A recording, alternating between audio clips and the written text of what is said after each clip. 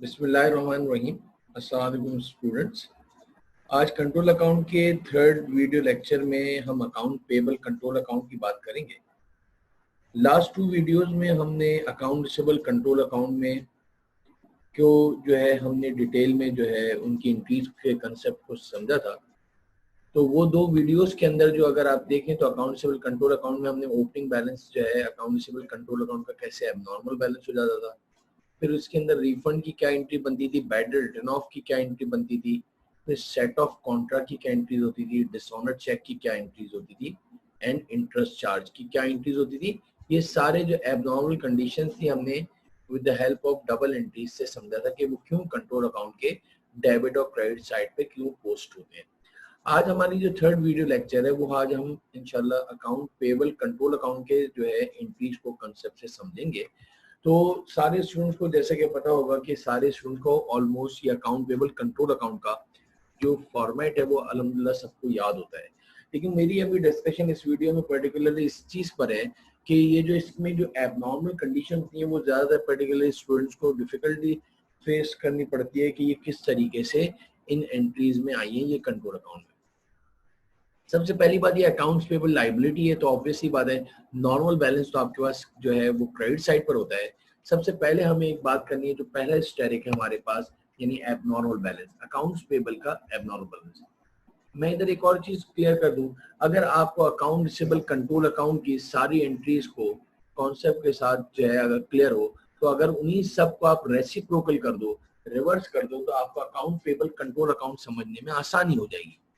अगर आप इस वीडियो से पहले ये दो वीडियोस आप देख लेंगे और अकाउंट रिसीवेबल कंट्रोल अकाउंट को आप अच्छी तरीके से ये पहले से इसको रिकॉल कर लेंगे, तो ये अकाउंट पेबल कंट्रोल अकाउंट को समझना और आसान हो जाएगा।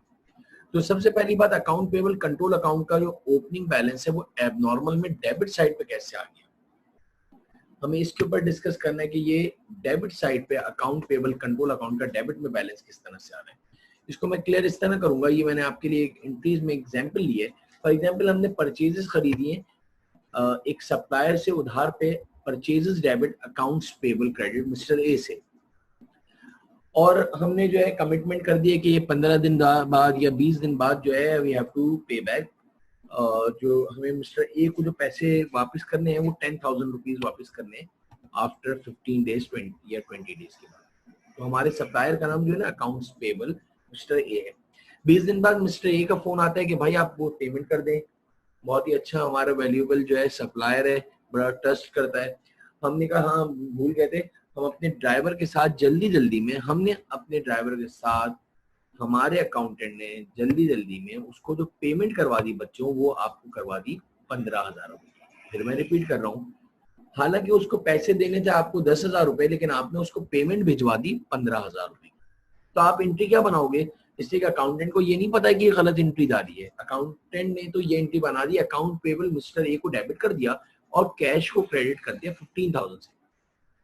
ये बात तो जब पता चली जब सब्सिडियरी लेजर के अंदर अकाउंट पेबल मिस्टर ए का अकाउंट बनाया और हमारे अकाउंटेंट ने अकाउंट पेबल को क्रेडिट में 10,000 रुपए लिखे और फिर अकाउंट पेबल डेबिट हुआ 15,000 में, तो पता चला डेबिट साइड बड़ी आ गई और आपका 5,000 रुपए का एबनॉर्मल बैलेंस आ रहा है, यानी डेबिट साइड। एक बात क्लियर कर दूं, यानी आज तक हमें सप्लायर को पैसे देने होते थे, आज ये पहली मर्तबा ऐसे कंडीशन हो गई है कि हमें सप्लायर से उल्टे पैसे लेने। द रीजन इज दैट कि हमने 5,000 रुपए ज्यादा भेज दिए यार, तो ऑब्वियस ही बात है हम उससे वापस मांगेंगे। तो this indicates as an abnormal balance, जो कि आपका डेबिट साइड पर है और ये आपका रिसीवेबल है, हालांकि है पेबल लेकिन आपको उल्टे उससे आप पैसे लेने, और ये आप इसको ट्रीट करेंगे एज एन एसेट, इससे कि ये आपका रिसीवेबल हो गया। तो इसलिए अकाउंट पेबल का जब भी ओपनिंग बैलेंस डेबिट साइड पर आ रहा है, इसका मतलब है हमने पास्ट में किसी सप्लायर को ज्यादा पैसे दे दिए। तो ये जो ऊपर आपके पास अकाउंट पेबल कंट्रोल अकाउंट में डेबिट साइड पे जो ये एंट्री आ रही है, इसका मतलब ये है कि हमने जरूर प्रीवियस पास्ट जो है टाइम में किसी भी सप्लायर को 1 2 3 4, अगर 4 सप्लायर को ज्यादा पैसे दे दिए तो चारों का टोटल करके इधर लिख दोगे। और ये आपके लिए एसेट है। और ये कब तक एसेट रहेगा बच्चे? ये आपके लिए जब तक एसेट रहेगा जब तक कि आप उससे पैसे वापस ना ले लो या उसके अगेंस्ट में आप इतनी परचेजेस ना ले लो, यानी इसको सेटल ना कर दो।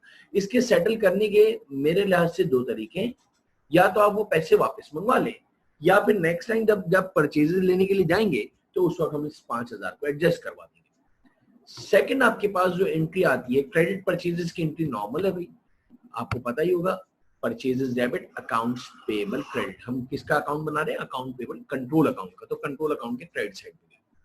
अब आ जाते हैं जो सेकंड आपके पास आ रहा है रीफंड, ये आपके पास आ रहा है क्रेडिट साइड।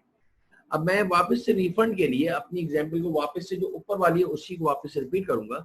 हमने परचेजेस जो है परचेज करी है, फॉर एग्जांपल एक हमारे सप्लायर से मिस्टर ए से 10,000, तो account purchases debit, accounts payable credit. और 15 डेज बाद मिस्टर ए ने हमें कॉल करी, हमारे सप्लायर ने कि यार वो जरा पैसे तो भेज दो। तो हमने अपने ड्राइवर के साथ जो है बाई मिस्टेकनली जो है बच्चों 15,000 रुपए हमने भेज दिए।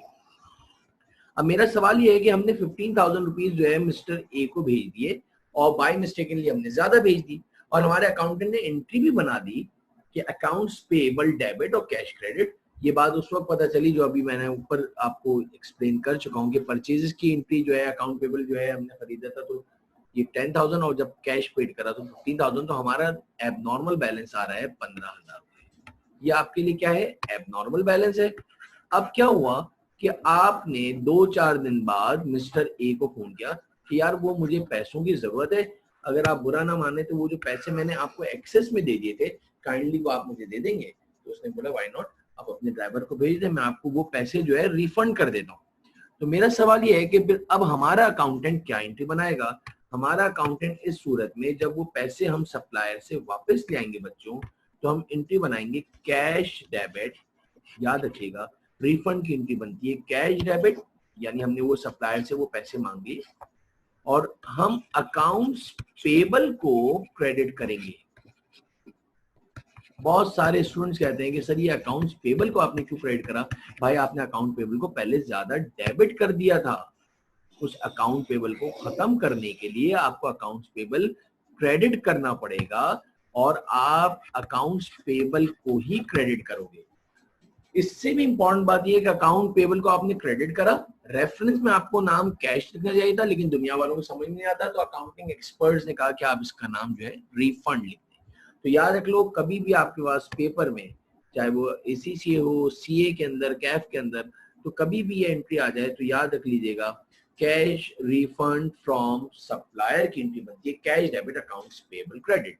और आप इससे पहले की जो है आपको ये पूरी कहानी जो है पता होनी चाहिए कि हमने माल खरीदा था, पैसे ज्यादा दे दिए थे, अब रिफंड हुआ है। आपका तो सिंपली एंट्री लिखी हुई आएगी cash refund from supplier. Next हम जो है चीज को डिस्कस कर रहे हैं वो है इंटरेस्ट चार्ज। देखें इंटरेस्ट चार्ज हमारे पास जो है वो अकाउंट पेबल कंट्रोल अकाउंट के क्रेडिट साइड बना रहा है। तो अकाउंट पेबल के क्रेडिट साइड पे जो इंटरेस्ट चार्ज आ रहा है तो उसको जरा देख लेते हैं क्या है। फॉर एग्जाम्पल हमने जो है मिस्टर ए से गुड्स खरीदे, डबल एंट्री से आपको कंसेप्ट समझने में आसानी हो जाएगी कि वो किस तरह से, और हमेशा इंशाल्लाह फिर आपको याद रहेगा। तो आपने परचेजेस खरीदी, purchases debit accounts payable credit mister A से। आपने गुड्स जो है खरीद लिए उधार मिस्टर ए से, तो purchases debit accounts payable credit कर दिए। जैसे हम गुड्स लेके जाने लगे तो मिस्टर ए ने कहा कि यार हमारी कंपनी का एक अलग सा एक रूल है, और वो रूल ये है कि आपको ये पेमेंट जो है वो 15 डेज के अंदर देनी होगी। हमने कहा व्हाई नॉट, जरूर देंगे, हम आपकी कमिटमेंट पूरी करेंगे। बोले नहीं यार ये कमिटमेंट नहीं, अगर जरा गौर से सुने, अगर 15 दिन से एक दिन भी ज्यादा हुआ तो इस 10,000 के ऊपर विल फाइन अ इंटरेस्ट, हम आपके ऊपर इंटरेस्ट चार्ज करेंगे। अगर आपको ये बात जो है कंडीशन जो है वो एक्सेप्टेबल है तो फिर आप ये परचेज लें, अदरवाइज कोई इशू नहीं, आप ये जो है हम आपको परचेज नहीं भेज सकते। फॉर एग्जाम्पल मतलब एक तरह का कंडीशन ये समझो एग्रीमेंट कर रहा है कि भाई ये 10,000 रुपए का माल आपको बेच रहा हूँ, लेकिन आपको 15 दिन के अंदर इसकी पेमेंट करनी है, और अगर 15 दिन में आपने पेमेंट कर दी तो दैट्स फाइन, आप 10,000 रुपए दोगे। लेकिन अगर 15 दिन के बाद अगर आप पेमेंट दोगे तो आपके पास 15 दिन के बाद अगर आप दोगे तो आपको 2000 रुपए जो है उसके ऊपर फाइन भी लगेगा। तो 15 दिन तक जो है उसने वेट करा और 16वें दिन जो है ऑब्वियसली बात है हम कमिटमेंट करने में जो है फुलफिल नहीं हुए, हम पेमेंट नहीं कर सके अरेंज, तो हम एक और एंट्री बना देंगे अकाउंट्स पेबल, यानी हम लाइबिलिटी अपने ऊपर बढ़ा देंगे कि हमने मिस्टर ए को अब जो है 2000 रुपए बच्चों ज्यादा और देने पड़ेंगे